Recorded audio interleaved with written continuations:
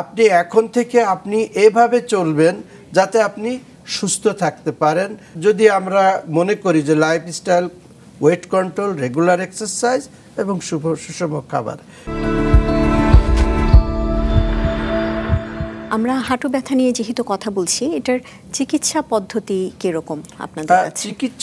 চিকিৎসার একটা বিষয় আছে। ইনিশিয়ালি খুব প্রাথমিক পর্যায়ে যদি এটা ধরা পড়ে এবং ঠিকমতো ওনাকে যদি পেশেন্টকে যদি অ্যাডভাইস দেওয়া যায়, গাইড করা যায়, উনি যদি কি বলবো নিজেকে একটু অ্যাক্টিভ লাইফ লিড করতে চায়, এটাকে আমাদের বইয়ের ভাষায় বলা হয় যে লাইফস্টাইল চেঞ্জ। লাইফস্টাইল চেঞ্জ বলতে এইটা বুঝি যে ওয়েট কন্ট্রোল, রেগুলার এক্সারসাইজ এবং এমন ধরনের খাবার খেতে হবে যাতে এই ওজনটা না বেড়ে যায়। এখন ওজন বাড়ার ক্ষেত্রে আমি বললাম যে বয়স বেড়ে গেলে ওজন যে বেড়ে যাচ্ছে, কারণটা হচ্ছে, নিয়মটা হচ্ছে এরকম যে আমি কতটুকু ক্যালোরি বার্ন হচ্ছে এবং কতটুকু ক্যালোরি আমি ইনটেক করছি, এইটার ব্যালেন্স করতে হবে। সে আমি সারাদিন এমন কোনো অ্যাক্টিভিটিস করি না যে আমার ক্যালোরি হয়তো 1000 কিলো ক্যালোরির বেশি এক্সপেন্ড করতেছি না। আমি যদি 250, 300 কিলো, 3000, 2500 কিলো ক্যালোরি খেয়ে ফেলি, কারণ সারাদিন তো খাওয়া দাওয়ার মধ্যেই আছে, ওইটাই অ্যামিউজমেন্ট, তাহলে তো ওজন কন্ট্রোল হবে না। মনে করতে হবে যে আমি যেহেতু মুভমেন্ট করতেছি না, আমাকে কম খেতে হবে। আর আমি যদি মুভমেন্ট শুরু করি, ক্যালোরি কিছু বার্ন হবে, তাহলে এক্সট্রা যেটা আছে ওটা কমবে। তার মানে আলটিমেটলি এটা কমবে। অনেকে মনে করে যে আমি 5 দিনে, 10 দিনে, 1 মাসে সব কমায় ফেলবো। It's absurd. It takes time. এটাকে সময় দিতে হবে।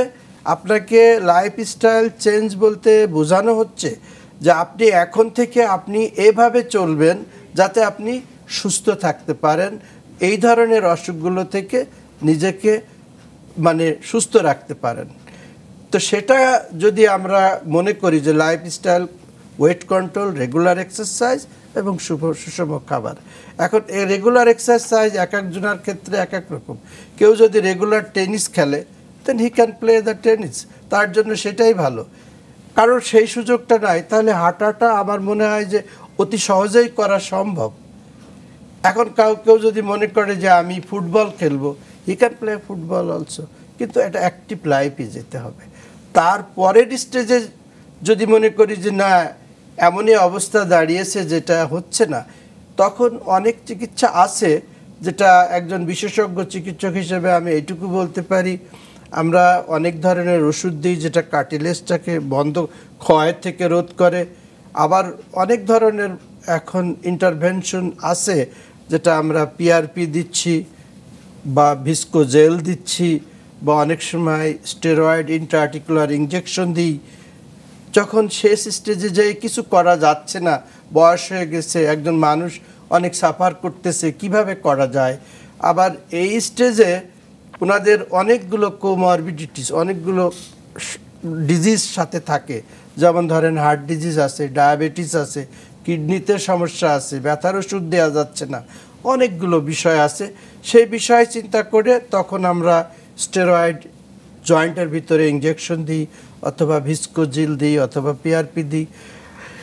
এমন আছে যে কার্টিলেজ ক্ষয় হয়ে গেছে, ডিফর্মিটি হয়ে গেছে, হাঁটতে পারতেছে না, সেই জায়গাগুলোতে আমরা অপারেশন করি এবং অপারেশন করে রিপ্লেসমেন্ট করলে মুভমেন্টটা বাড়ে। কিছু জয়েন্টের মুভমেন্টের রেস্ট্রিকশন থাকে, কিন্তু পেন ফ্রি থাকে। আচ্ছা, এবং এই অপারেশনের মধ্যে কি আপনাদের হাঁটু রিপ্লেসমেন্ট সার্জারি আছে? আপনারা কি এটা করেন? এটাকে বলে জয়েন্ট রিপ্লেসমেন্ট সার্জারি। এই জয়েন্ট রিপ্লেসমেন্ট করলে হয় কি, ব্যথাটা কমে যায় এবং মুভমেন্টটা স্বাভাবিক হয়। এটা 100% ক্ষেত্রেই যে ভালো হয় তা নয়। অনেক ক্ষেত্রে থাকে যে 10% বা 15%, কোনো ক্ষেত্রে 20% পেশেন্ট অনেক সময় ব্যথার কমপ্লেন করতে পারে, তবে 80% ক্ষেত্রে ভালো থাকে আর